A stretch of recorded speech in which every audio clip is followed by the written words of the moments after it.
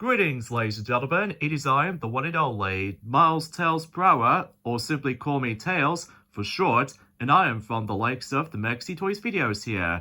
And welcome to the next installment of our video game collection video series. Because previously, if I recall correctly, Coco Bandicoot did somehow already tackle through the Game Boy series collection, ranging from Game Boy, Game Boy Color, and Game Boy Advance all combined into one. So, relatively speaking, because we didn't simply able to obtain not only too much Game Boy, but also too much Game Boy Color stuff, but at the least we did somehow obtain some tons of Game Boy Advance stuff. So, speaking of something related to that, is that today we're about to be presenting you the updated version of this particular video game collection video that we've technically have already done ever since in 2016, but of course that video is pretty much outdated now, mainly because of quality and on top of that certain game selections that we used to got back in the day, but of course we no longer have some because, well, you see what I mean.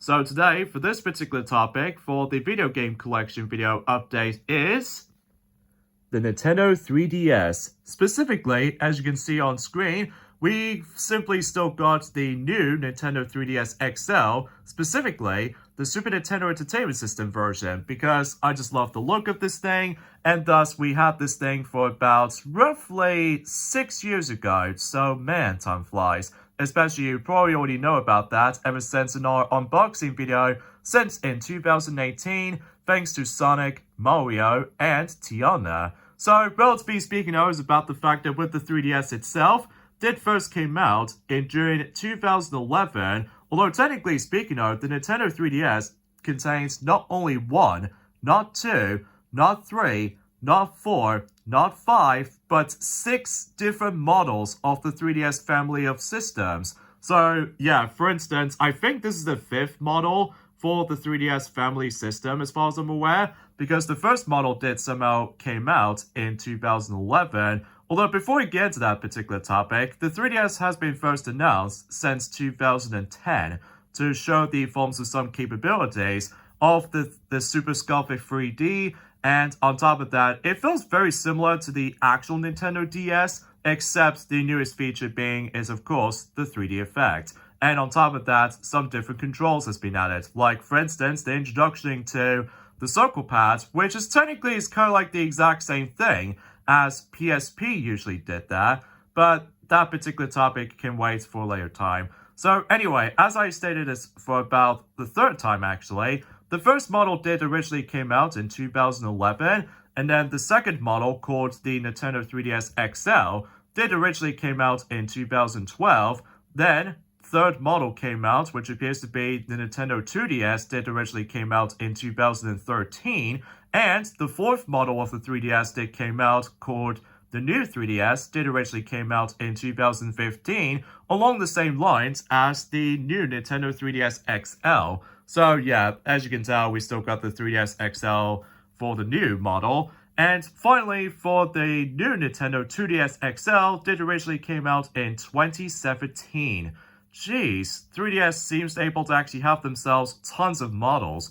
So, as far as the forms of the actual best-selling games of the 3DS library of family of systems, obviously the best-selling game for the 3DS is easily Mario Kart 7, because obviously playing Mario Kart is obviously a fun time. And in terms of the forms of some sales units for this thing, in terms of the forms of if you're trying to combine all 6 of those different models of the 3DS types, it will be 75.94 million units sold. So yeah, that's actually pretty impressive, even on the actual handheld, but I'm sure enough though is about the fact that compared to the Wii U, that I'm pretty sure that the 3DS did pretty well compared to the Wii U that is incredibly flopped. So yeah, you probably get the idea. So either way, as usual, we'll go through all of those physical games that we've got, from A all the way up to Z for that point, alphabetical order. And in terms of the forms of digital games that we did got,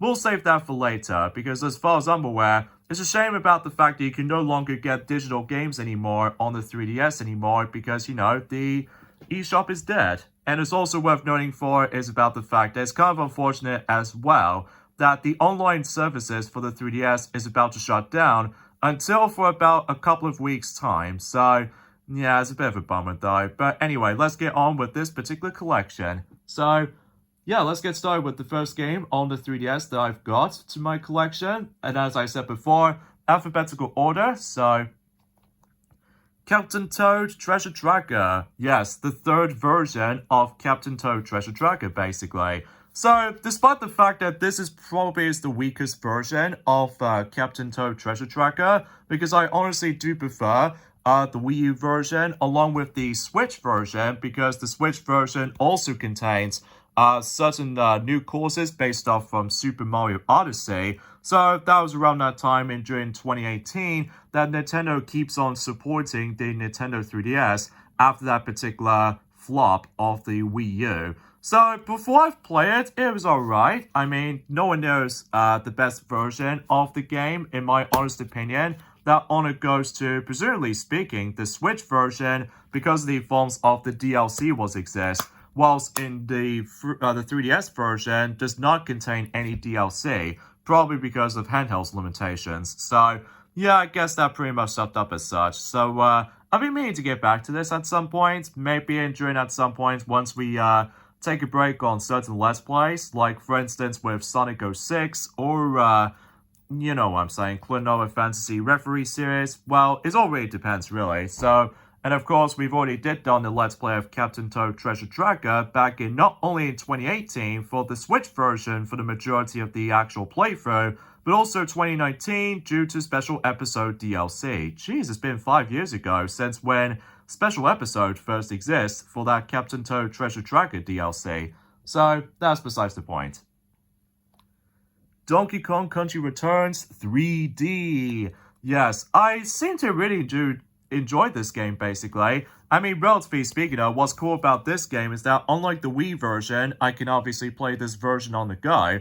And to make matters even cooler, is that rather than having motion controls in order able to do a roll attacks or using blow, and to make matters even awesome than that, is that this particular version of the game does contain an exclusive content, like for instance, the new mode, which does manage to feature 3 hearts instead of 2, and also some unique items that was actually introduced in this version, like the green balloon, crash guard, and especially noticeable with pretty much any other items I can think about it. But even then though, that's besides the point. And in addition to that, I can't believe that World 9 did somehow include 8 extra levels. So, pretty cool stuff though, as far as I can definitely assumely to say I can honestly recommend this game, especially if you do have your Nintendo 3DS or Nintendo 2DS, although it's kind of a bummer though about the fact that sometimes that the controls might take a bit of some time to get used to, and also the frame rate dips from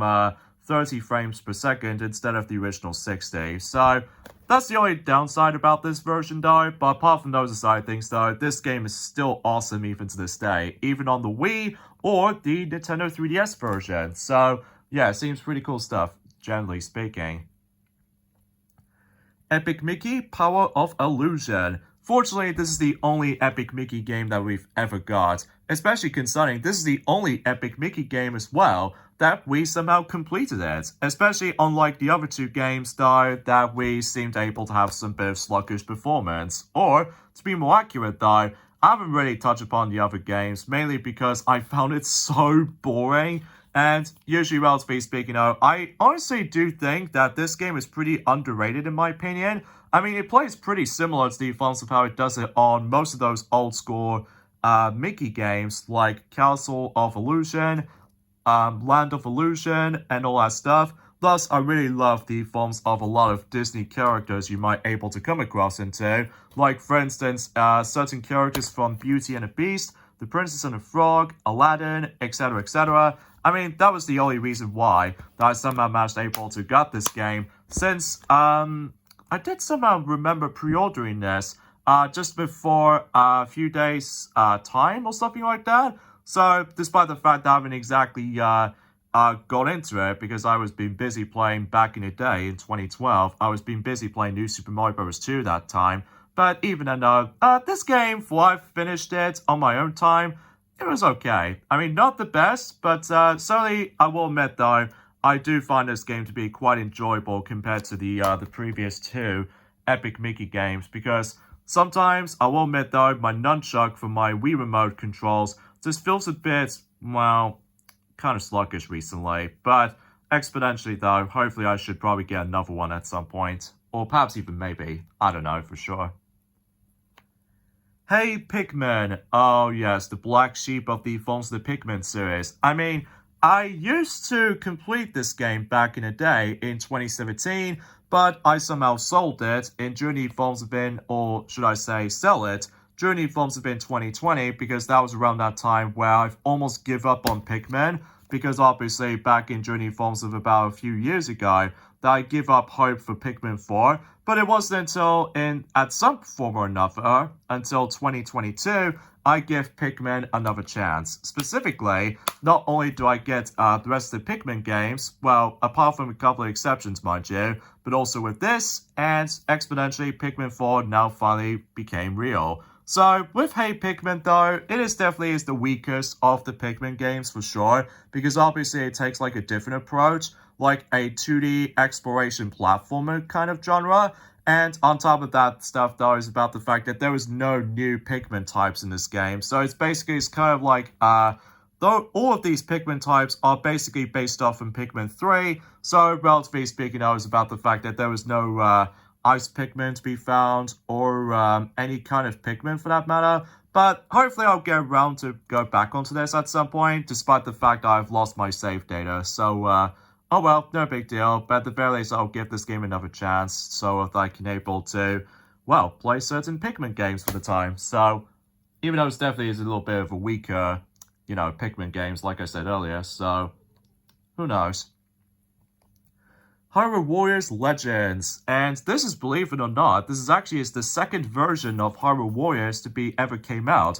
The first one being is the Wii U version, and the third version, which was the Nintendo Switch version. So yeah, it's pretty crazy to able to have multitude of versions of Hyrule Warriors that it already came out for about during the forms of in the 2010s era. Like the Wii U version came out in 2014, if I recall correctly. And this particular version came out in 2016, and then 2 years later in 2018, the Switch version exists. So, it's pretty crazy. As far as the forms of the 3DS version of Hyrule Warriors, as far as I'm concerned, yeah, it's probably one of the worst versions of the game, mainly because if you dare try to play this game on the original hardware, or specifically, the original 3DS models, including the original 2DS models as far as I'm aware, well, I highly recommend you don't play that because of, well, frame rate is even worse and there's no 3D effects, assuming that the new 3DS and the new 3DS XL versions does manage to allow you to able to have 3D effects turned on. And on top of that, the frame rates, as I said, on the original model of the 3DS looks absolute garbage, whilst compared to the new 3DS though, it runs quite okay for the most part. And also I feel like that the visuals is a massive downgrade compared to the Wii U version, and especially noticeable on the Switch version, because I'll admit though, the Switch version runs a little bit better, and also looks a bit nicer as well. But either way, I haven't exactly fully 100% everything in this game just yet though, mainly because some of these other bits and stuff like this is really brutally hard. Like, I can totally see why that certain completionist of this game is a bit of a nightmare sometimes, because there are so much things to do. Well, usually it does have a lot of high replayability, and of course you can able to play this version on the go, so that was before when the Switch version exists anyway, so...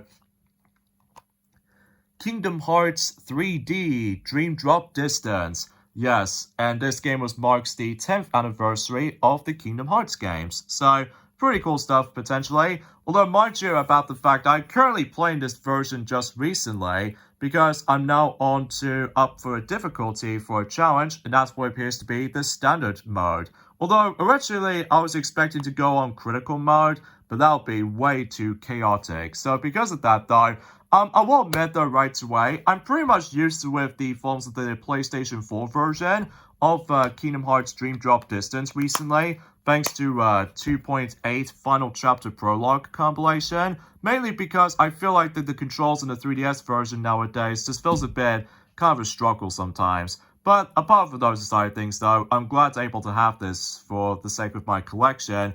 And geez, whenever I looked upon Amazon, for I've noticed, the game is ridiculously expensive, even with brand new sealed copies of this. Like, it is so outrageously, well, maddening. I'm telling you, it is seriously maddening. So, either way though, yeah, it's a pretty cool game to have for the 3DS, especially that unlike the Switch Cloud version, that basically I found it to be unplayable because I just can't stand the cloud versions of specific games nowadays, especially because it requires good Wi-Fi rather than just, well, you get the idea.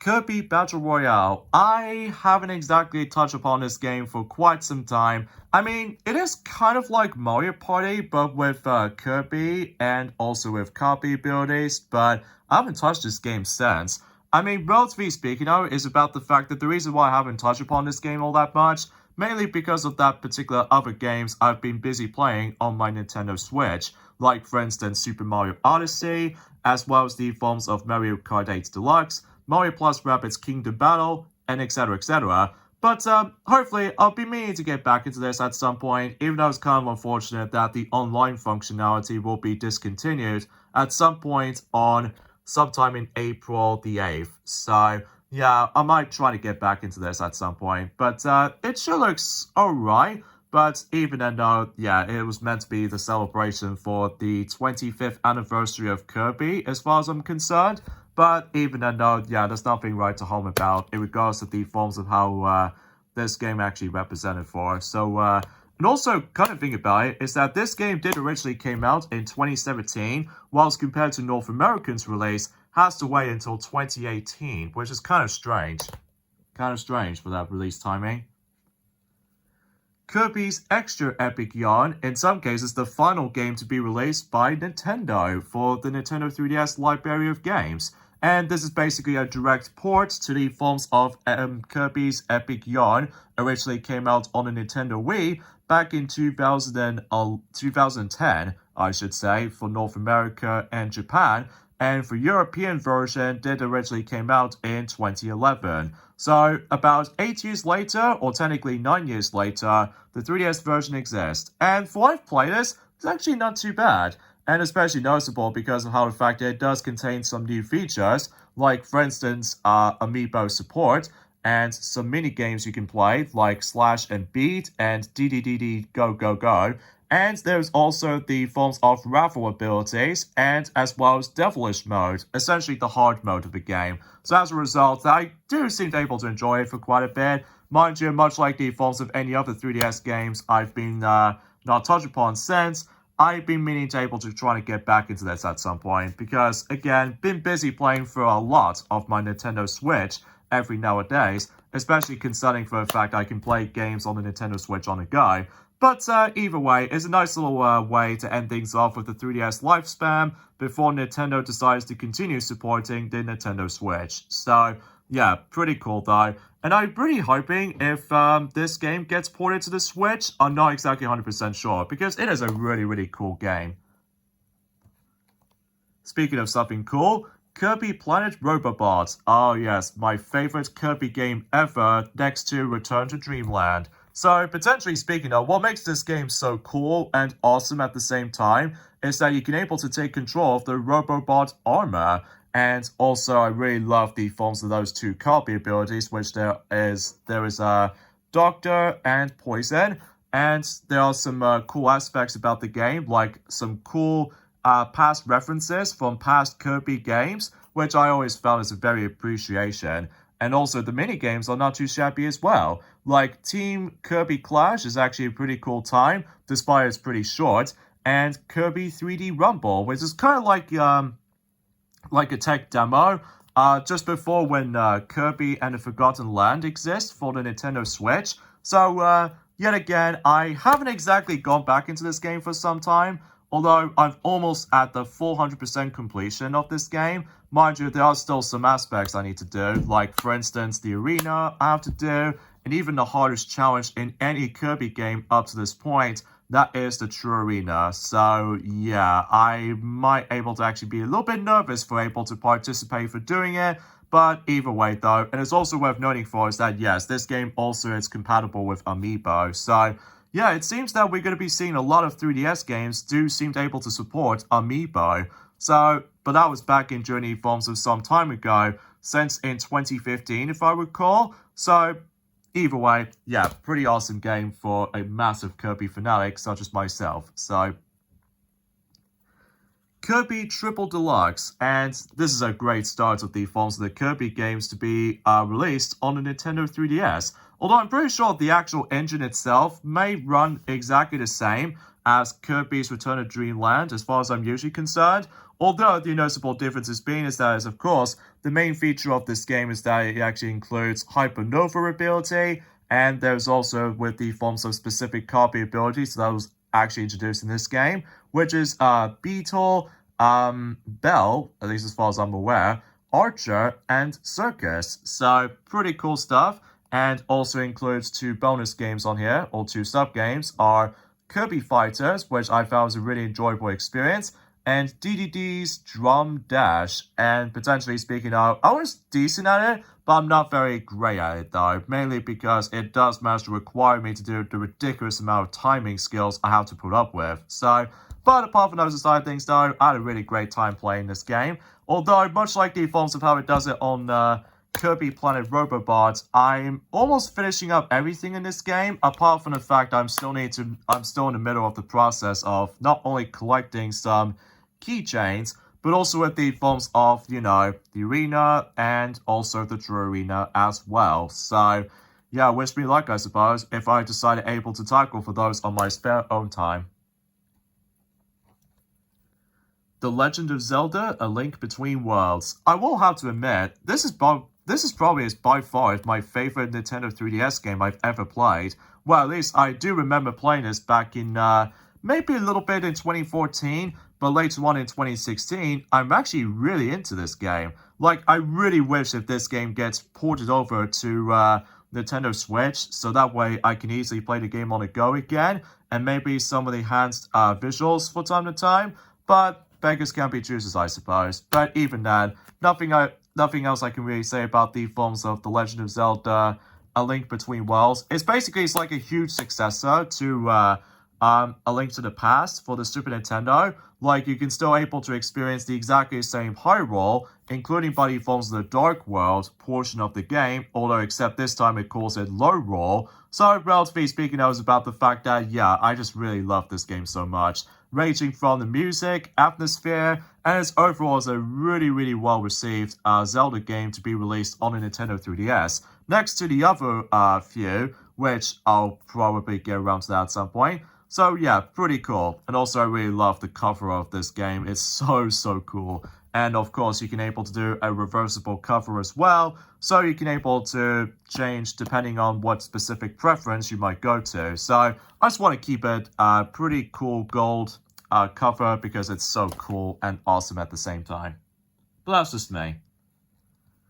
The Legend of Zelda: The Majora's Mask 3D. Yes, relatively speaking, though, is about the fact that this is actually a pretty cool version in my opinion, especially concerning for the fact that it does manage to fix some issues that was found on the N64 version back in 2000, and I'm really glad that this particular 3DS version did exist until 2015, because it was originally going to be able to exist until, let's just say, sometime in 2013, but guess what? We have to wait until even longer, until when the new 3DS, not only the new 3DS, but also with the new 3DS XL does exist, especially because of the C-Stick function for the camera controls. So, understandably so, and potentially speaking, oh yes, I did somehow manage to 100% everything in this game, so thus, it's pretty awesome to be able to play this game on the go. So, yeah, I actually really enjoyed this game. So, yeah, definitely recommend Majora's Mask 3D. Speaking of recommendation, though, The Legend of Zelda: Ocarina of Time 3D. Easily the greatest Zelda games of all time, at least in my opinion, because potentially speaking, though, I really do enjoy the gameplay aspect about this game. And also, you can also play this game on the go, which is a huge plus. And generally speaking, the graphics look so much better this time around. Because, I don't know, about what the N64 version is alright in some areas, but it might not age very well for visuals department. And generally speaking, it does attempt to, like, get frame rate drops here and there for the N64 version. But thankfully, the 3DS version does not dip any of those frame rate issues, because it runs very smoothly, even on the 3DS, and everything else about this particular game right here is epic and a huge masterpiece on that department, especially it did originally came out. I think it was sometime in 2011 for this particular version of Ocarina of Time, believe it or not. So, and if I recall correctly, that we've also got this along with Rio DVD, if I remember, back in 2011. Despite that video is pretty much outdated because of how bad the quality is.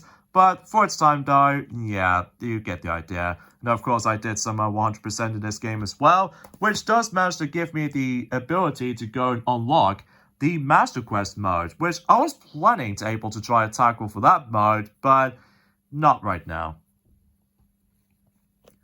The Legend of Zelda Triforce Heroes. I have managed to recently gone back into this for a bit, mainly because eventually at some point the online functionality will be shutting down, like Nintendo Network function. So, and to make matters worse though, if the online system is now being shut down, this means I have to go with the worst aspect about the game for me, is the single player experience. So, yeah, nothing else I could really say about it. It's kind of like, oh, the game is already in my 3DS right now, so, because obviously I've been, playing it for a moment, so, just to hopefully give this game a second chance, because what if first time I played this game, back in sometime in 2015, this is honestly probably my least favorite, Zelda games I've ever played. I mean, nothing bad or anything.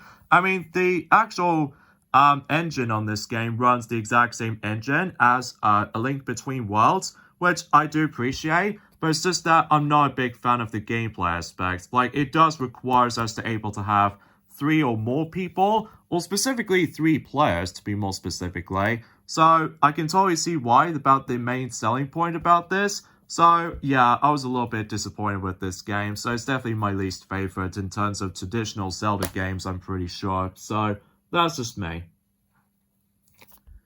Luigis Mansion, and this is basically a remake of a good old classic GameCube title with the same name, Luigi's Mansion. And I will admit though, I felt a little bit let down for this remake. I mean, it is fine for what it is, it's just that it doesn't feel as nearly as satisfying as the forms of how it does it on the good old classic GameCube version. But that's just me, mainly because the controls in the GameCube version is really dang tight. And as far as this version is concerned, I don't know, something about the control scheme just feels a bit off to me. I mean, sure, it does require us able to use the Circle Pad Pro sometimes, or specifically with the new 3DS models, or anything else like that, that it does manage to able to have the C-Stick. So because of that though, yeah, this particular version, sadly, is pretty underwhelming. I mean, it does have some positives though, like for instance with the forms of 2-player local co-op aspect, despite the frame rate is even worse. And generally speaking though, I like the actual boss rush concept, and also I do like the actual mission structure, well, to be more specifically, achievements and stuff like that. And why is this particular game was on the 3DS to begin with? Like, I have no idea, but even though I'm sure that most people complain about it when it first announced this version of the game back in 2018. Jeez, it's pretty crazy. Even though the original game did originally came out in 2001, but until 17 years later, then the 3DS version exists. So, yeah, why can't they just remake this on the Switch instead? I don't know. Beggars can't be choosers, I guess. So, Luigi's Mansion 2, aka Luigi's Mansion Dark Moon, for those of you who lived in North America. I have basically completed this game ever since during around that time when Luigi's Mansion 3 rolled around for the Nintendo Switch. And speaking of Nintendo Switch, yes, if you're probably wondering, yes, this game right here, Luigi's Mansion 2, received the actual HD treatment for the Nintendo Switch. I'm not exactly sure when that's going to be releasing exactly, but it will be releasing at some point during the summer season, but we just don't know yet. So, yeah. And I will admit though right away, I think this is perhaps it's probably one of my least favorite of the Luigi's Mansion games, because similar to the forms of how it does in one of those DS games called Kingdom Hearts 358 over 2 days for the DS. Basically though, this game right here is mission structure. So because of that though, I do like the multiple mansions concept of this. Like you can able to explore through 5 different mansions. But I will admit though right away is that the ghost design in this game is almost like a Illumination's counterpart of Minions or something like that. So yeah, it does lose its charm compared to its first game for what I've noticed. But yeah, I do enjoy it for what it is. But even then though, hopefully, I'm looking forward to able to play this again, but this time on a glorious Nintendo Switch system. So, but we'll just have to wait and see what happens until when that particular version of the game decides to release. So, Mario and Luigi, Bowser's Inside Story, plus Bowser Jr.'s Journey. And geez, that was a long title. Anyways, and if you couldn't tell, this is basically a remake of Mario and Luigi, Bowser's Inside Story, which originally came out on a Nintendo DS back in 2009. So as far as I'm aware, this game was meant to be a celebration for the 10th anniversary of the original game's release, specifically for the English versions, because I have no idea why that the Japanese version did somehow release this earlier, in during the forms of in 2018 sometime. So yeah, it seems kind of weird though. And I haven't exactly finished this game just yet though. Like, I'm almost finishing up everything for the Bowser's Inside Story campaign, and I barely touch upon Bowser Jr.'s Journey, because let me tell you, I'm not a big fan of the gameplay style in Bowser Jr.'s Journey, so it applies with the forms of another thing, which I'll get to that in a moment. So, and out of all the actual Mario games that did somehow exist on the 3DS, this is the worst selling Mario games of all time, which I'm guessing is probably because most people seem to already got the original DS version, which you can still play the DS version, thanks to the forms of the 3DS backwards compatibility with DS games. So, relatively speaking, it's about the fact that it's just for the sake of the forms of the newest thing in the game, which appears to be the art style, which is obviously based off from Dream Team that was, introduced during that time. I mean, don't get me wrong, I do enjoy this game, but it's kind of a bummer though about the fact that this is the last Mario Luigi game to be released, just before when Alpha Dream just got bankrupted. So yeah, it kind of sucks though, because we were so desperately want to have yet another Mario Luigi RPG game after all. Because after all, we've already got, Super Mario RPG on the Switch right now, and hopefully eventually we'll get Paper Mario The Thousand Year Door on the Switch as well. Why can't they just do it for Mario Luigi? I mean, we really miss those series. So, but I'm guessing they basically stuck onto a handheld devices after all, so. Mario Luigi Dream Team Brothers, aka Mario Luigi Dream Team for those of you who lived in North America. I've almost beaten this game all the way through. Well, I did manage to finish up the entire story mode, because after all, I did somehow complete the game just before Mario Luigi Paper Jam Brothers did somehow came out during that time. And relatively speaking, I haven't exactly gone into the forms of post-game content yet, mainly because I do need to keep on leveling up at one point. And relatively speaking, hopefully I do need to able to try to get certain items throughout.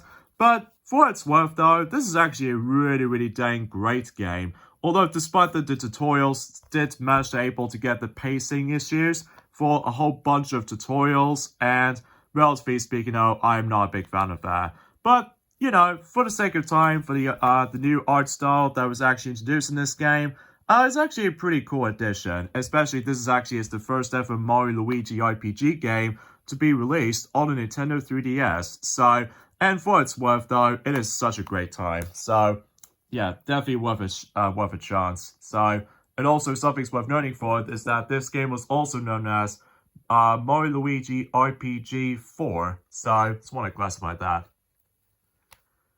Mario Luigi Paper Jam Brothers, aka Mario and Luigi Paper Jam for those of you who lived in North America. And if for those of you who lived in Japan, I think this is technically called Mario Luigi RPG, Paper Mario RPG Mix or something. Well, I haven't exactly thought about the actual Japanese title for quite some time. So, yeah, it's definitely a little bit of a weaker installment of the Mario Luigi series. I mean, don't get me wrong, it is a really good game, but it's not the strongest game in the world. Like, for instance, that the world themes are basically it's just a generic world themes from grass, field, lands, or desert, forests, snow, you name it, like New Super Mario Bros. Kind of world themes. But at least the gameplay is pretty much exactly the same as, well, any other Mario Luigi games, basically. But the newest addition in the lineup is, of course, Paper Mario himself, which obviously has some signature moves based off of Mario Luigi, well, the combat system, which I always appreciate about it, especially because no matter what, though, it certainly is a lot more fluid than the forms of how it does it for Sticker Star, which, oh boy, we will get to that eventually. So, yeah, and much like the forms of how it does it on Dream Team Brothers, I haven't exactly fully finished this game yet, but I did somehow recently finish up the entire story, and relatively speaking, that was actually a decent time, even though despite the fact that the actual world themes are very generic. And let's not forget ourselves with finding those toads. My god, they can be really, really tiresome at points. So, and relatively speaking, I was about the fact that, well, I could still able to technically recommend it, but even though it's definitely my least favorite in terms of the Mario Luigi games, at least for my understatement, mainly because of the forms of the lack of unique world themes. So, oh well.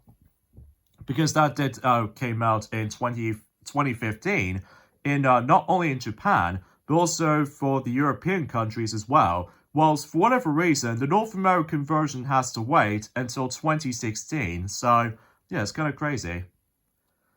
Mario Luigi Superstar Saga plus Bowser's Minions, and this is basically a remake of the good old classic Game Boy Advance game, which appears to be Mario Luigi Superstar Saga, and I absolutely enjoyed this title. Like, sure, the graphics and presentation is really amazing for its time, especially that this is the only Mario Luigi game on the 3DS that runs at 60 frames per second, specifically in Mario Luigi Superstar Saga, plus with Minion Quest. So obviously you're able to experience the good old Superstar Saga gameplay, and that was actually a really good time. And in fact, they did manage to fix a lot of improvements that I found out. And also, it does contain Minion Quest, which I will say, much like the forms of how it does in Bowser Jr.'s Journey, Bowser's Minions, or specifically Minion Quest, is by far the weakest aspect about the game in my eyes, mainly because it just feels kind of luck-based to me. Also, I really love the artwork on the European version or the UK version, because it is so colorful, and thus, there's actually more going on. So, relatively speaking though, I think if you ever missed out on the Game Boy Advance, well, basically I highly recommend this. Well, to be more specifically, play the Mario Luigi Superstar Saga portion of the game, and try to ignore Bowser's Minions. Although I did manage to able to fully complete it, Mario Luigi Superstar Saga, although I haven't exactly fully completed Bowser's Minions because, well, suffice to say, these are basically wasting my time, so... Anyway though, what else is there? Oh yeah. Mario and Sonic at the London 2012 Olympic Games for the 3DS. And this is actually the first ever Mario and Sonic at the Olympic Games type of game for the 3DS. And relatively speaking though, I think it's alright. I mean, relatively speaking though, it does have a gem-packed full of events. Like, for instance, over 50 exhilarating events. Even though it's kind of weird about the fact that, alongside with the forms of Rio 2016, this particular game does not include any of those dream events at all. That was the main key aspect about the forms of the other games. Like, the dream events are the most highlighted thing from the past games. But for whatever reason, in this game, along with Rio 2016, the dream event has been absent. And, relatively speaking, that was about the fact that I remember playing this game countless amount of times back in the day, during in 2012, and relatively speaking now, I was trying my best able to go for harder difficulty setting for each and every single event. Some of these events are pretty easy, while some of them are actually brutally difficult. Like, for instance, with table tennis is one of those examples, because you have to keep on alternating between the forms of, two players who does manage to have the ability to able to hit the ball and stuff like that, and that could be also applied for certain gyroscope or gyro sensing mini games or events rather. So yeah, I don't attempt to go back into this game more often now, mainly because I'm pretty much used to with the Wii version now. So because of that though, for its time though, it's actually a pretty good time. Mario and Sonic at the Rio 2016 Olympic Games. Yeah, they somehow skipped over the Winter Olympics on the 3DS library of games, mainly because it was only exclusive onto the Wii U. So yeah, it makes it totally obvious. So now, if I've played this particular version of Mario and Sonic at the Rio 2016 Olympic Games, I will admit I do kind of prefer the Wii U version slightly, despite the fact that that particular version also does not have any of those dream events. But relatively speaking though, in this version in particular, it does have 14 Olympic events, which is a bit small in comparison to, although technically speaking though, you can still able to play some familiar events from the likes of London 2012, although it's only accessible in Road to Rio mode, which is basically the story mode. But apart from those aside things though, yeah, it's not that great. But yeah, I just have no idea why I truly explain about this kind of stuff, because, well, generally speaking, I was about the fact that I think this is actually the last Mario and Sonic at the Olympic Games type of game that did somehow manage to able to stuck around on handhelds, because as far as I'm aware, that Tokyo 2020 is basically on the hybrid system with Nintendo Switch. God knows if they decide to do Paris 2024 Olympics just before Switch 2, but then again, we'll have to wait and find out. But hey, at least that's something, I guess.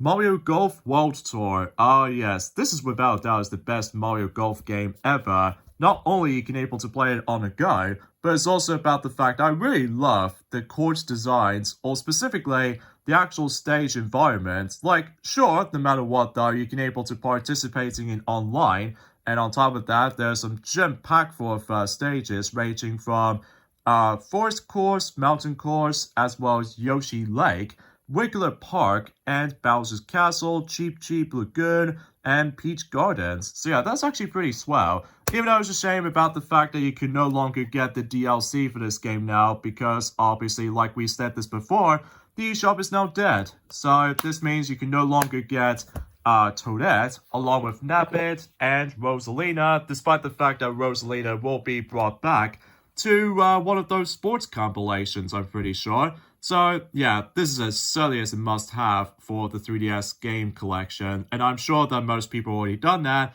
But I will say, this game is a lot better than the forms of how it does on the Switch, called, I think it's Mario Golf Super Rush, because, obviously, stupid free update system. But either way, though, I highly recommend this one. So, even though it's a shame that the online functionality will be shutting down soon, so, yeah, it seems kind of, sad. Mario Kart 7, in some cases the best-selling 3DS game ever. So, understandably so, because everyone loves Mario Kart so much. And I will admit though, this is certainly the most underrated gem for the 3DS in my eyes. And I'm sure enough though, I tend to enjoy this game a lot. Back in the day, enjoying it sometime in 2011 or 2012 for that matter, just before I wait until when a whole bunch of Mario games will be announced for the 3DS. Like, for example, with New Super Mario Bros. 2, you name it. And in terms of the forms of the main mechanic of the game called, the cart customization, it was actually a really, really cool feature. And of course, 3 new items was actually introduced by the forms of not only Lucky 7, but also the Super Leaf, as well as the Fire Flower, which those items are pretty cool additions. Well, except with the forms of Super Leaf, because obviously it does have its uses though, but I just never actually get the hands of it though. But either way, in terms of tracks-wise in Mario Kart 7, oh man, there's so many good ones out there for track selections, ranging from Shy Guy Bazaar, Melody Motorway, or Music Park, and the best Rainbow Road was in there, which I fully appreciate. And there was also with the forms of DK Jungle. That was actually a great one because, kind of think about it, this game is obviously being developed by Retro Studios, of all things. So, pretty interesting, especially that was the only Mario Kart game to be developed by Retro Studios. So, yeah, pretty interesting fact right there. Mario Party Island Tour, the first Mario Party game to be released on the 3DS. And it's alright. I mean, it's not the best, but it does have some interesting aspects, like certain minigames are once again the highlight right here, apart from a couple of exceptions, like for instance with this one right here, with Blooming Nuisance, I think is what it says anyway. This is by far the worst minigame in the entire game because it's purely luck-based. But apart from those side things, though, it does have some interesting control schemes for certain mini-games for sure, like touchscreen, microphone, and button controls, and even gyro sensing controls. And the boards themselves are by far the worst aspect about the game for me. I mean, sure, it plays pretty similar to the forms of not only Mario Party 9, but also with the forms of Wii Party, because obviously with the dice block rewards in one of the boards, which is specifically Perilous Palace Path, if I recall correctly. And yeah, I did somehow manage to able to 100% in this game, like I somehow got every single bubbles for the actual gallery mode, or specifically collectibles mode. So, yeah, nothing else to say about this game. It's just, it's alright. I mean, not my favorite, but at least it's, kind of decent, I guess. Mario Party Star Rush. Oh yeah, the second Mario Party game to be released on the 3DS. Seems kind of strange to able to actually have this game during around that time when the Wii U is actually struggling. So yeah, I can totally see why that this game was actually on the 3DS. And similar to the forms of how it does it in Mario Party 10, that it does utilize the forms of amiibo functionality for quite a number of things. And for I've played Mario Party Star Rush, it was also alright. I mean, not the best either, but I will say this is actually the better of the three Mario Party games on the 3DS in my opinion. I mean, yeah, the minigames amount is very, very low. Like, it gets like 53 minigames in this entire game for some weird reason. So it's like, it's like the similar thing as in the original Mario Party when it comes to minigame selections. So, and what's even interesting is that, obviously, this game introduces grid-based system for the actual board gameplay, not just by the forms of Toad Scramble mode, but also with the forms of Balloon Bash mode as well. And yeah, this game is jam-packed full of game modes, so yeah, it seems kind of strange, but still, I just remember enjoying this for quite a bit, although I haven't exactly fully 100% everything in this game yet, just because of Challenge Tower is pretty luck-based at times. Like, in order able to actually continue a resuming point, I have to scan in every single Mario-themed amiibos. Like, that is insane if you ask me. But luckily I've got a whole bunch of them now, so I can at very least I will give that mode another chance. So, either way, we shall see. But at least I still enjoy it regardless, a little bit. Mario Party, the top 100. I will admit though, this game is now overshadowed thanks to the forms of, the superior version on the Nintendo Switch. I mean, don't get me wrong, the concept of this is actually really cool, like it actually brought back certain minigames from Mario Party games past, like Mario Party all the way up to Mario Party 10. So yeah, it's actually pretty interesting, especially considering it runs on ND Cube engine. So even then though, it seems kind of interesting when it comes to likely bringing back the majority of some of these minigames from the past Mario Party games. Although, in terms of content-wise, it is rather low, and also it features one board. One board in a Mario Party game. That's very lackluster. And, relatively speaking, why is this on the 3DS to begin with? But then again, luckily we've got the superior counterpart on the Nintendo Switch, known as Mario Party Superstars. So, at the very least, I highly recommend that version instead of this. I mean, if you're curious to check it out, especially considering for some of those minigame selections, by all means, give it a shot. But I probably say that this is actually the most disappointing Mario Party games, at least in my opinion. But hey, least we still got the Switch counterpart, which is, you know, Mario Party Superstars. Speaking of Superstars, though, Mario Sports Superstars. I haven't got back into this. I haven't exactly gone back into this game since when it came out. I mean, usually that was around that time. It did came out a week after the Nintendo Switch has been first released. Like, that seems a little bit redundant to be able to actually have this game on the 3DS rather than on the Switch. Like, I know for a fact that because of how the 3DS is doing pretty well during that time, and relatively speaking, I was about the fact that this is certainly is meh. Like, certainly the most meh game meh kind of games or something like that I've ever played. I mean, it does come with the forms of the amiibo card at the very least, so that's something. Yeah, for the sake of the forms of Mario Sports Superstars, it does contain 5 sports into one. Like, for instance, we have football, baseball, tennis, horse racing, and golf. Now, I'm pretty sure that the golf portion is basically ripped right out of the forms of Mario Golf World Tour. And for tennis department, it's actually technically a combination of Mario Tennis Open and Mario Tennis Ultra Smash. And it's actually pretty cool. You can able to actually play baseball ever since in Mario Super Sluggers, which is pretty cool. However, it's basically a watered down version of baseball, which I would say that is by far the worst version of baseball I've ever experienced.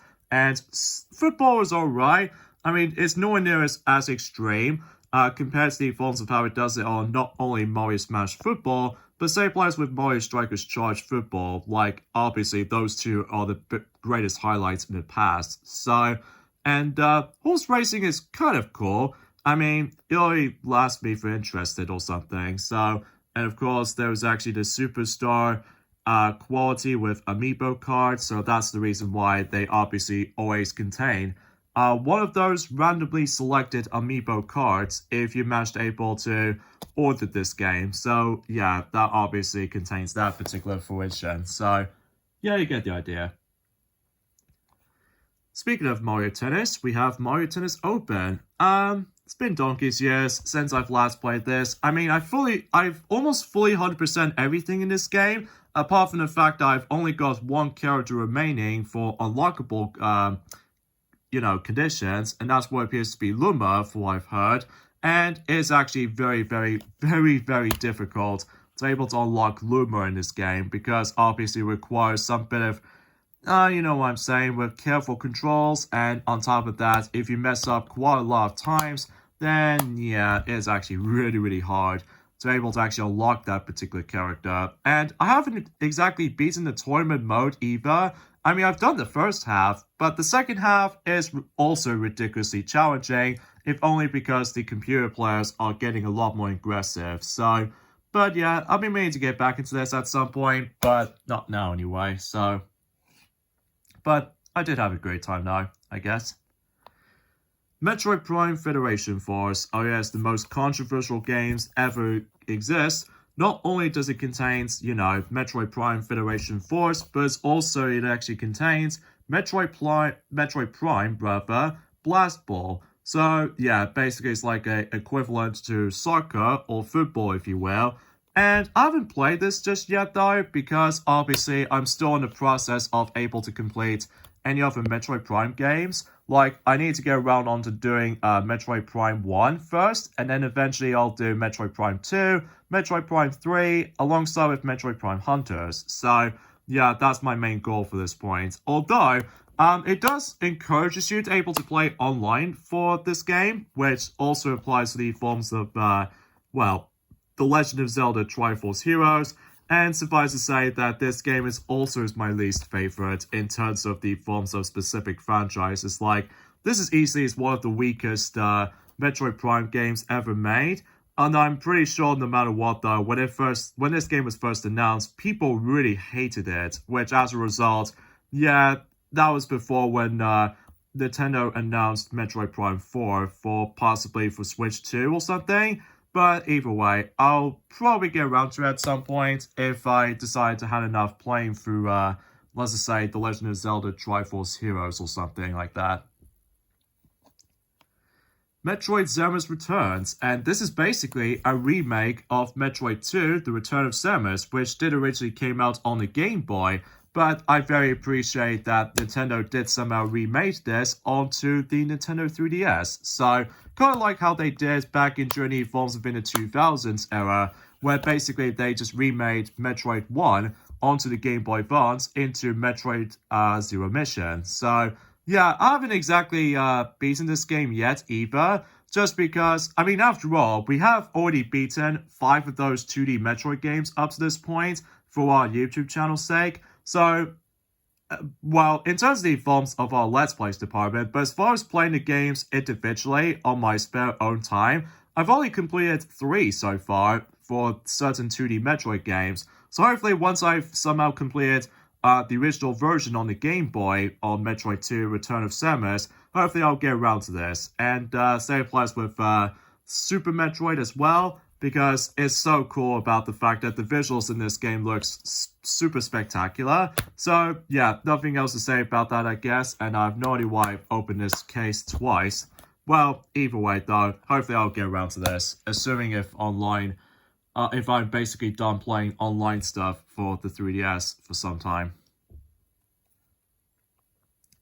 New Super Mario Bros. 2, or in some cases, Super Mario Bros. 7, just because that's what it is. I'll admit though, this game is alright. I mean, sure, this game is way too easy, compared to the forms of how it does on any other new Super Mario Bros. Games up to that point, all because this game is a whole bunch of coin farming. So because of that though, this is the game I tend to play the most back in 2012 for some odd reason, because obviously I was going to aim for, not only for the sake of the forms of 1 million coins, which, ironically enough, we've already accomplished that, just around Christmas 2012 exists. And my next goal for this is to obviously reach a maximum amount, like 9,900,000, and you know what I'm saying. So even then though, yeah, it's actually an alright game. I mean, it's definitely my least favorite in terms of the new Super Mario Bros. Games. I mean, it does have some cool aspects of it. Like, this is actually the first ever Mario game to able to include downloadable content. So, yeah, it's actually pretty cool though. And I've already did manage to download all of those DLC courses just before the eShop closes. So, good timing as well, I guess. So, yeah, cool stuff. Oh boy. Paper Mario Sticker Star. It's the worst Paper Mario game. And that's funny because obviously I've seen a lot of videos out there that a lot of people really despise this game so much. Especially because the gameplay has changed dramatically, and on top of that, the world themes are super generic, and not only that, the story is non-existent, and also the combat as well. My god, the battle system honestly sucks. Like, if you really want to know about the full description about this, I highly recommend you're able to watch a video of something related to Checker Conroy, because he did a fantastic job about the forms of what he thinks about this particular game right here. And we are very super glad about the fact that Paper Mario The Thousand Year Door is getting remade on the Nintendo Switch rather than this, because this game, honestly, it very sucks. Although, kind of thinking about it, I haven't exactly fully 100% everything in this game either, because let me tell you, the battle system sucks, and on top of that, yeah, it's not that good. It's not that good anymore. Like, that game is dull, and I did not enjoy it anymore. Pooi and Yoshi's Woolly World, and this is basically based off from a port to a Wii U game called Yoshi's Woolly World. Now I'm gonna say, I really enjoyed this game so much, especially you can play the game on the go. I really wish if this game will get ported over to the Switch at some point, but again, all because of depending on the forms of Switch 2 or something. But hey, I haven't exactly fully 100% this yet, but hopefully I'll get around to it. And what's even cool about this version in particular is that it not only includes Pooi, but also with Pooi Pops, and also we can able to watch certain little adorable animations for Pooi and Yoshi for their daily lives. So, and I'm pretty sure the animation looks super cool. And yeah, hopefully I'll be back around. I'll get around to that eventually. Pilot Wings Resort, one of those launch titles for the 3DS. And that was actually my most recent purchase, actually. And you never believe this. This actually cost me about £5 nowadays. Like, that's actually really cool bargaining for me. And for whatever reason, my game card just somehow feels a bit too loose from those little edges right there, which I'm hopefully I'll try to fix that. So, yeah, my bad. Anyways, yeah, in terms of the forms of Pilot Wings Resorts, the only reason why I got this, just because of, for one, is actually ridiculously cheap, and not to mention, though, I just feel like I was going to be able to play one of those 3DS's capabilities for a launch title for certain 3DS games. I was originally trying to get this game back in 2011, but instead I've got a different game, which you'll see in a moment. So, yeah, I've been meaning to able to try to get the hold of this or something, so now I'm kind of glad I did. And obviously the actual island itself is obviously inspired by, you know, Wii Sports Resort. So, because, you know, with that resort word, thus became a thing. Puzzle and Dragons Z plus Puzzle and Dragons Super Mario Bros. Edition. The only reason why I got this, just because of Mario Edition, but that's the only thing I do care for. And I haven't beaten this game yet either, because some stages are ridiculously difficult. And on top of that, that could be also applied for Puzzle and Dragon Z, because I barely touched it at all. But hopefully I'll definitely get around to this at some point. And hopefully I need to try to get used to with the gameplay mechanics. So specifically trying to pull off certain chains and stuff like that. Rayman 3D, and for those of you probably wondering, yes, this is obviously based off from Rayman 2, The Great Escape, all because of that familiar screenshots as you see. So yeah, this is basically, it's like a portable version of, I should say, the Dreamcast version of Rayman 2, The Great Escape, which, overall, that game is remarkable, by the way, depending on what version of the game you're playing. I will say, though, this is, honestly, it's like the best version of the handheld Rayman 2, in my opinion. I mean, sure, the frame rate is pretty bad, and it's just about the fact that, well, graphically speaking, it looks quite impressive, even on the launch title for the 3DS. Like, relatively speaking about the fact I'm kind of glad that I've got this, especially considering for the fact that, well, obviously I can able to experience the Dreamcast version of Rayman 2 The Great Escape on the go, despite the frame rate is actually a little bit worse compared to the superior Dreamcast version. So, but even then, though, yeah, kind of glad to able to have this, I suppose. Sonic and All-Stars Racing Transformed Limited Edition, even though the code has already been used, by the way, since in 2013. And what I've played this version is basically the watered-down version of this really, really good kart racing game on multiple platforms on the Wii U and Xbox 360 and so much more. And I do remember playing this game when I first received this version, and obviously the visuals look a bit, well, kind of dull, but even then, it's basically the exact same game as the console version, except the fact that I did somehow manage to beat or complete it World Tour without needing to worry about the forms of, you know, tougher start difficulties or something. But either way, it's kind of weird how this version came out later compared to the forms of other versions. Like, any other versions of the game did came out in 2012, whilst in this version they came out in some time in 2013, if I recall. Mainly because, obviously, this game got delayed on the 3DS quite a few times. So, but even then, though, I enjoy it for what it is. Sonic Boom Fire and Ice, the final Sonic Boom game to ever came to its release. So, I will say, though, this is by far definitely is the best Sonic Boom games, in my opinion. I mean, sure, it's nothing perfect. I mean, sure, it does have some cool parts here and there, like the Fire and Ice mechanic. And on top of that, it plays very similar to Sonic Boom Shadow Crystal for the 3DS. I mean, relatively speaking, it's just about the fact that it's definitely like the improvement version of Sonic Boom Shadow Crystal, basically. I know the existence is pretty unnecessary back in 2015, but obviously this game did came out in 2016 to mark the forms of the 25th anniversary of Sonic the Hedgehog franchise. So, yeah, that's what I can really say about that one.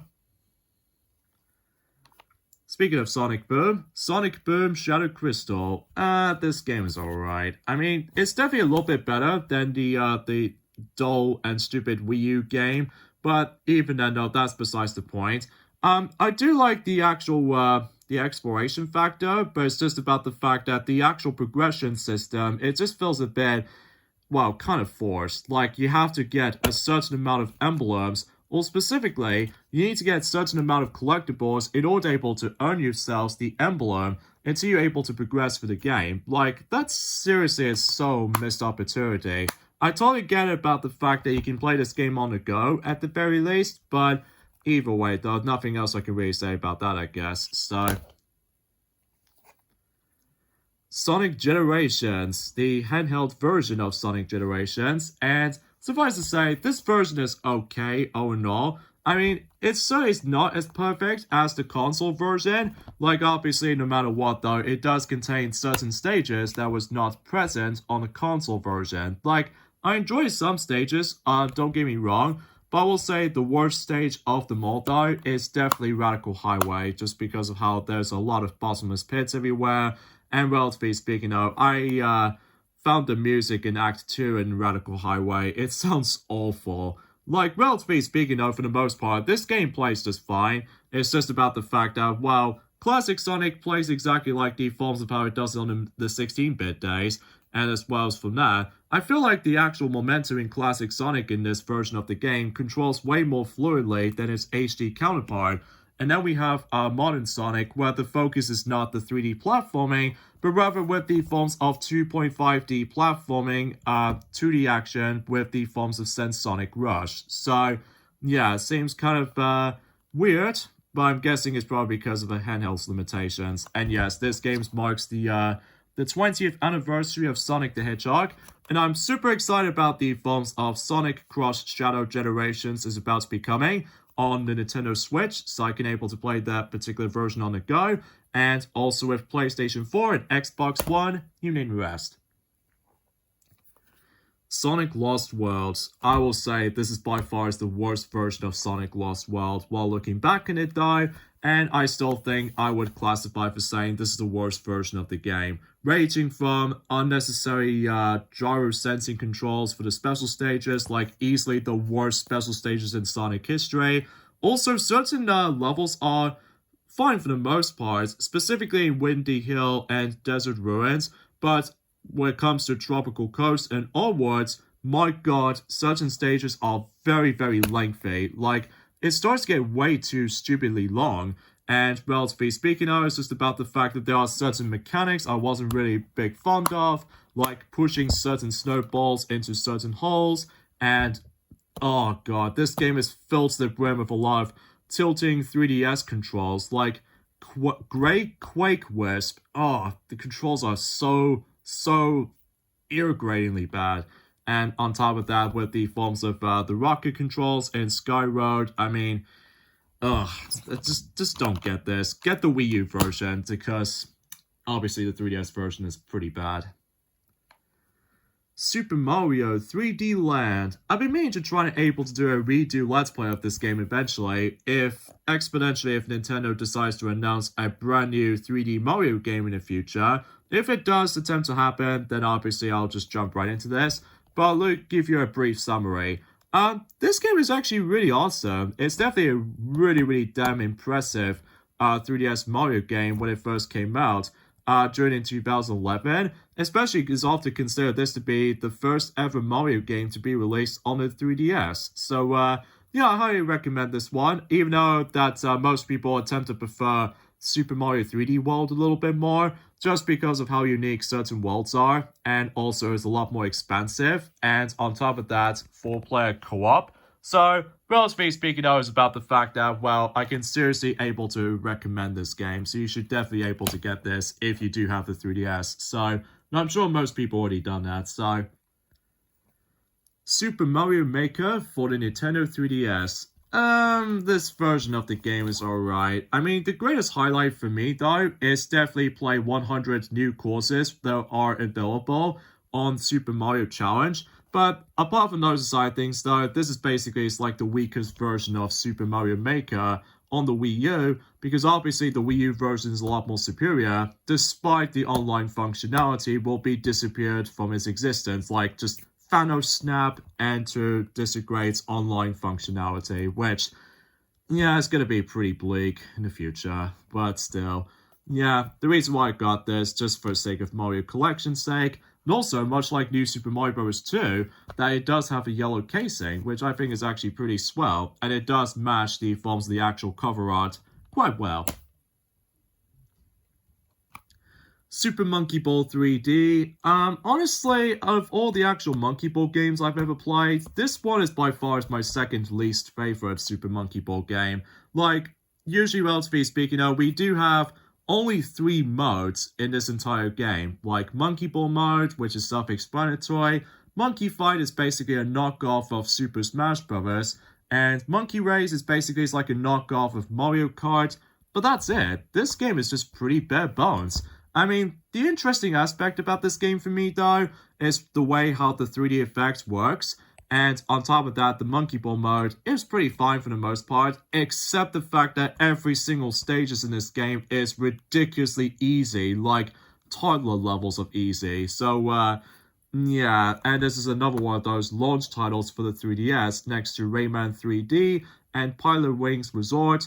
But apart from those side things, though, this game is just not that great. Star Fox 64 3D, and I'm gonna say, this is a great version of Star Fox 64, especially considering how great the visuals looked, and on top of that, you can also decide able to go for classic controls, or you can able to actually go for, specifically, the gyroscope controls or something like that. So, yeah, nothing else to say about this for the most part. I mean, hopefully I'll try to get back to this at some point, and thus I can play the game on the go. So, yeah, pretty fantastic stuff. Nothing else I can say about it. Super Smash Bros. For the Nintendo 3DS, and I remember playing this game tons of times back in the day in 2014, whilst we've waited for the superior Wii U version did decide to release, and during at some point by the end of 2014. I mean, it's kind of hard for me to go back into this particular game nowadays, just because I feel like that the controls might be a little bit too cramped for my liking, but the greatest highlight about this version, to me anyway, is of course Smash Run, because obviously it does kind of reminds me of City Trial from Kirby Air Ride, and also you can able to customize your any fighter of your liking, and of course the character roster is really dang cool. And of course, it does have DLC, which sadly you can't get the DLC anymore, because like I said before, the eShop is dead. So, well, at least generally speaking is that luckily certain fighters do came to Super Smash Bros. Ultimate at the very least. So, yeah, pretty cool swell stuff. Super Street Fighter 4 3D Edition. Relatively speaking, I was about the fact that this is another one of those 3DS launch titles to be released, and conveniently enough, this is actually the first ever 3DS game I've ever brought. And generally speaking, I was about the fact that this is basically the 3DS version of this well-beloved Street Fighter game, which is of course Super Street Fighter 4, and relatively speaking, I was pretty nice about the fact that you can play this game on the go, and generally speaking, I was about the fact that you can able to, well, experience online and stuff like that. Although I haven't exactly played this game that much either. I mean, generally because of how the fact that sometimes my combo inputs when it comes to like 2D fighting games wasn't exactly the best for my department, but at the very least, I'm glad to be able to have this in my 3DS collection at the very least. So, WarioWare Gold. Now, this game is actually pretty fun, I'm not gonna lie, and I'm glad they did somehow going back into the classic WarioWare roots rather than Game & Wario, because to me, Game & Wario is pretty bad and is also my least favorite. But thankfully, this game is not too bad, especially considering it does manage to contain different types of control schemes. It's like a remastered compilations from certain familiar WarioWare microgames, like something related to MASH, like button mashing controls, since WarioWare Inc. Minigame Mania, touch controls based off from WarioWare Touched, and also Twist, based off from WarioWare Twisted, and of course Mike, ever since in, WarioWare Touch, basically. So, yeah, I've been meaning to able to try to get to do this Let's Play, but of course that particular Let's Play never happened, just because obviously some recording setup is a bit complicated. So, but at least I do enjoy this though, and man, I really love the box art with this, because it contains a whole cast of characters, and this is actually the point where they change the art direction. So because of that though, it continues that tradition all the way up to WarioWare Move It for the Nintendo Switch. So, as far as worth bringing up. Ultimate NES Remakes, and relatively speaking though, it does contain certain stages based off from NES Remakes 1 and NES Remakes 2. And I'm gonna say, this is actually a really cool compilation as far as this is concerned. Although, sure enough though, it's about the fact that I basically fully 100% everything, not all of it mind you, because I'm middle of this process of able to get into, there's actually that unlockable mode, where basically they just managed to contain Famicom remakes, which basically plays the Japanese version of certain NES games. So, pretty interesting to say the least, and generally speaking though, it does contain some half portions of some games from NES remakes, and the other half for NES remakes too. And I'm gonna say, the selection is pretty cool, and of course you can able to compete in online rankings for all stages, and there's also Speed Mario Bros, where basically it's Super Mario Bros but faster. So yeah, that's the reason why I somehow got this, and thus I can play this particular game on the go. So yeah, pretty cool stuff. And finally, in terms of physical 3DS games I've got, Yoshi's New Island, and this game is alright. I mean, not the best, but hey, at least it does its job. So, relatively speaking though, despite the fact that this game is going to be 10 years old until next month, I mean, geez, time flies, what you expect.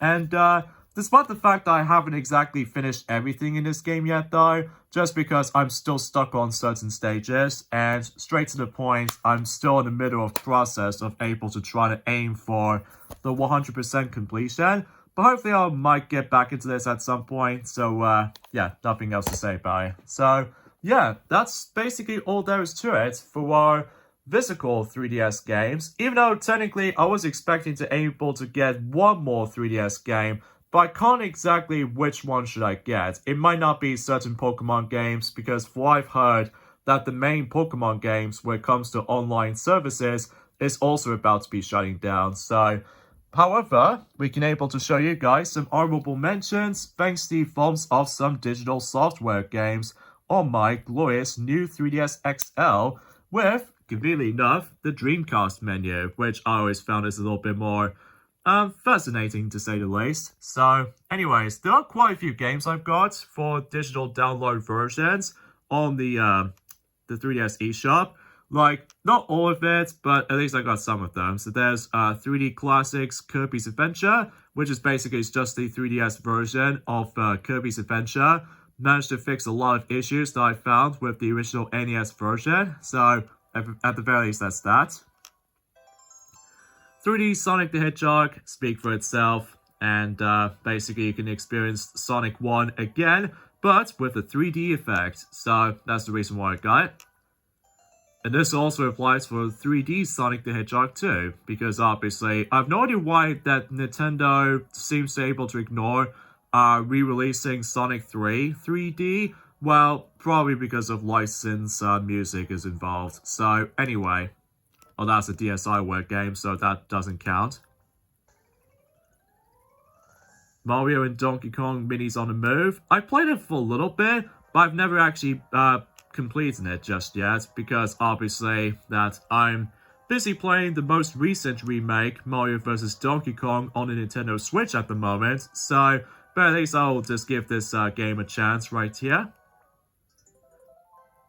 And Mario vs. Donkey Kong Tipping Stars with the actual, you know, the 3DS version, because I also have this on the Wii U, which that'll be a topic for later time. So, and as well as Mini Mario and Friends Amiibo Challenge, where it's kind of like the same thing as Tipping Stars, where this is also available on the Wii U for free this time. So, yeah, nothing else to say about it. And of course, we can never forget the extended versions of some familiar sub-games based off from Kirby Triple Deluxe and Kirby Planet Robobots respectively. Like for instance, we have Kirby Fighters Deluxe, as well as DDD's Drum Dash Deluxe.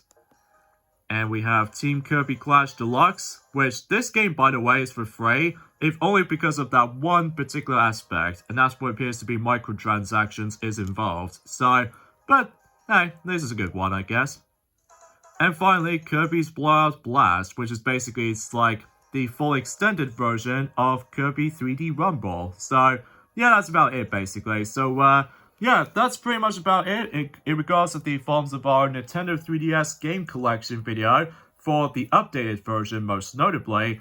And geez, this video is super dang long, which I'll admit though right away, I was not expecting that, but of course, much like the forms of how it does in our updated Wii collection video, we've got loads of games for the 3DS, so that's the reason why this video is so lengthy. But exponentially speaking though, I'm sure that you guys don't mind. So anyways, that concludes the collection of our 3DS game collection video. And I hope you guys do enjoy this particular collection.